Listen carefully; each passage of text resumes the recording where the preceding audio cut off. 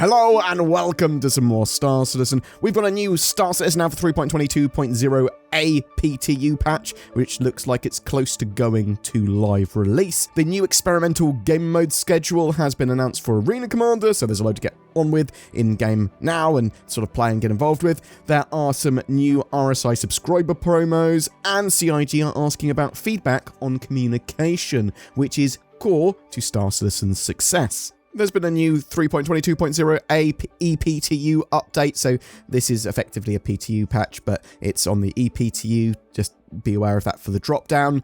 They've been testing various dynamic events and trying to fix a load of problems, as well as doing a little bit of balance. One of the things they've tried to balance, which is quite interesting here, is they've increased the damage output, fire rates, fire range, and greatly increased the health of defense turrets around the persistent universe. And this appears to be all defense turrets, be they at stations, at bunkers.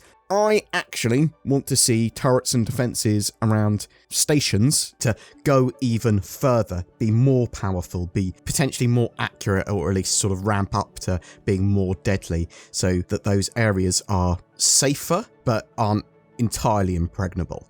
And potentially these sort of defenses to be pretty powerful around lawful landing zones and points of interest. I just want there to be a clear sort of difference between safer areas and more dangerous areas, but also turrets at bunkers and the ones that are more commonly attacked for a range of missions. I don't want them to be prohibitively hard to deal with, so there needs to be a range here, right? If I'm going to be attacking a bunker and it's a relatively low tier mission, I don't want those turrets to just be able to wreck me, or I don't want to have to bring a super powerful ship to be able to deal with them on multiple ships. But obviously there might be bunkers where you do want to do that. And that said, it does give more reason, especially on bunkers and all that sort of stuff, to use ground vehicles, right? Because you're not going to get targeted in the same way by those turrets. And that's actually one of the things I want. I do want reasons to take ground vehicles. I want environmental hazards. I want defenses that prevent you from bringing ships in. It's just, while Star Citizen's in alpha, or we don't have all of the systems in place, sometimes it's a bit fiddly. And I'd actually like to see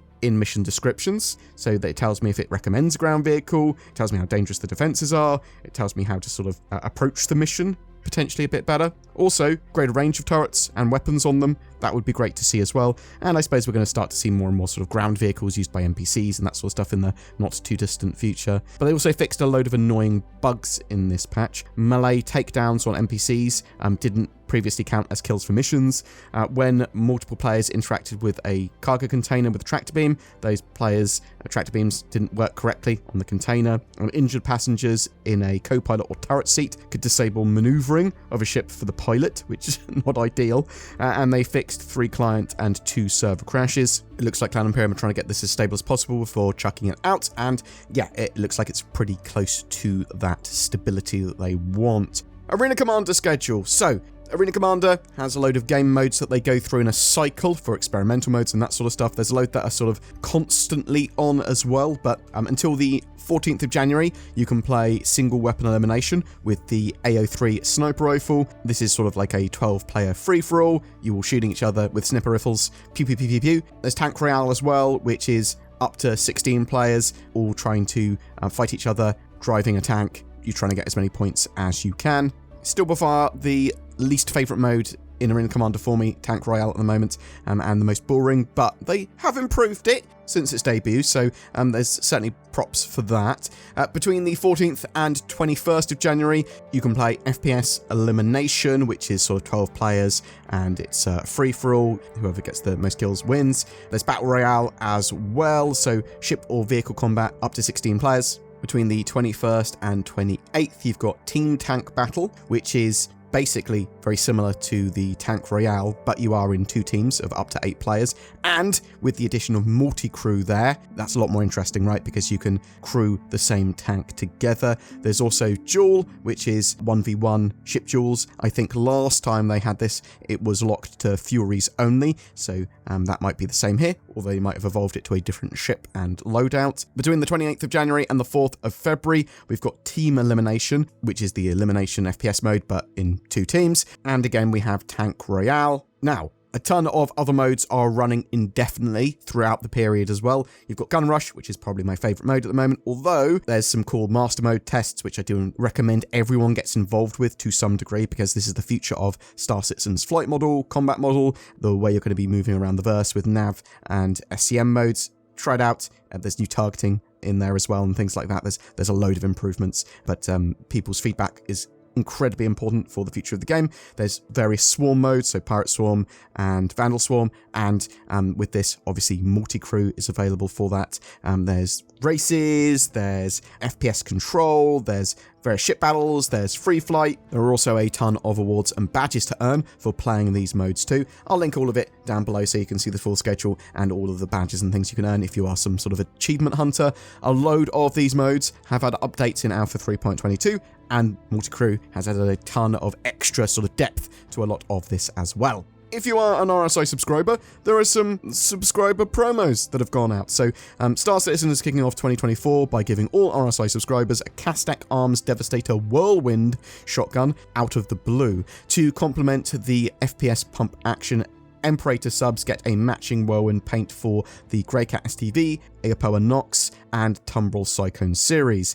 There is also a Finish Line complete collection which you can purchase, featuring paint schemes for the Aopoa Nox, Tumbrel Cyclone, and Greycat STV, and a special edition bearing FS9 LMG. This is available for all subscribers to pledge for in the sub-store. Please remember that these items will also be available to get in-game after a 3-month exclusivity window, where you sort of find them as loot, potentially anyway. They are pretty rare drops, they're sort of sub-items, but they do get dropped.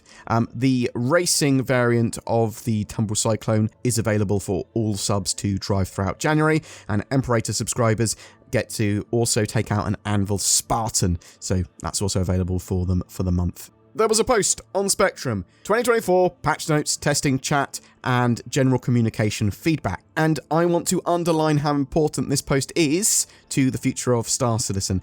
It is a dedicated thread for basically telling CIG how they can improve their communication and getting improvements to their patch notes and testing, messaging, a load of stuff. They say in their post, as we undock and prepare for another exciting year for Star Citizen, we want to hear from all of you who help make this universe possible. We've made a huge effort to keep all of you informed in Spectrum about upcoming playtests, changes, and testing related announcements. We've placed a special emphasis on the Star Citizen testing chat, while actively monitoring and engaging with various other chats and threads. We're committed to continuing this, but also to iterate and improve upon existing processes to ensure you feel like an extension of our team. So on this thread, they're focusing on the communication side of patch releases, such as patch notes, playtest ports, Spectrum chats and messages of the day, feedback threads, regression threads, and surveys. It's no secret that the game changes often, and it's easy to lose track of things between the myriad of publishers. Let us know what elements you like, what you don't, and what you'd like to see us introduce to better support the community. Your feedback is truly invaluable. We genuinely mean it when we say we couldn't do this without you.